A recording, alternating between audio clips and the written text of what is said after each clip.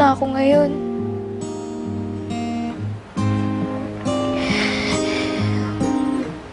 Sinanay niyo ako sa pagmamahal niyo eh.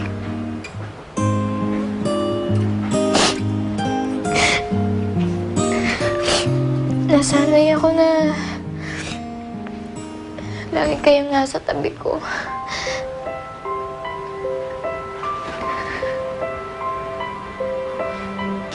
Iiwan niyo rin pala ako.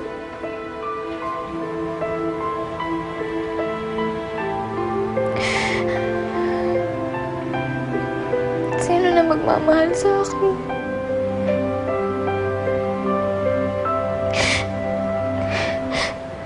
Sino yung makikiramay?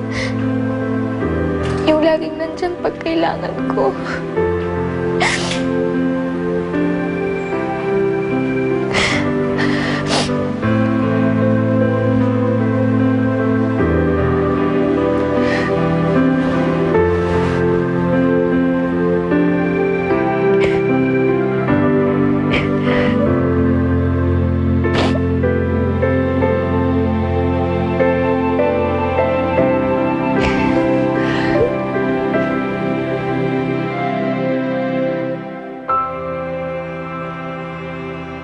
Paano pag nagkita kayo tapos makilala ka niyo bilang Clarissa?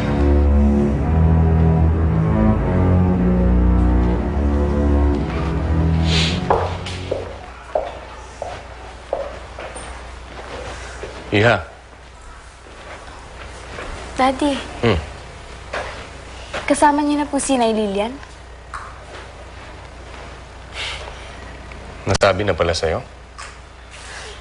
Sinabi po sa akin ni Tita Amara eh. Nasaan na po siya? Nasa ospital pa yung mami mo. Ospital po? Nakita ko kasi ng mami mo sa ospital. May problema sa pag-iisip. Hindi niya kasi kinaya yung paghihiwalay niya nung mangyari yung aksidente. Yung pagguho. Pero wala ka nang dapat na alalahanin pa. Magaling na siya. Magaling na si Lilian. Magaling na siya. Ibig sabihin, makikilala niya na ako. Bakit naman hindi? Alam mo ba sa tinagal-tagal na panahon na magkalayo kayo at magkahiwalay, wala siyang ibang binabanggit kundi yung pangalan mo. Pangalan ni Maylin? Ano yun? Wala po. Ibig kong sabihin,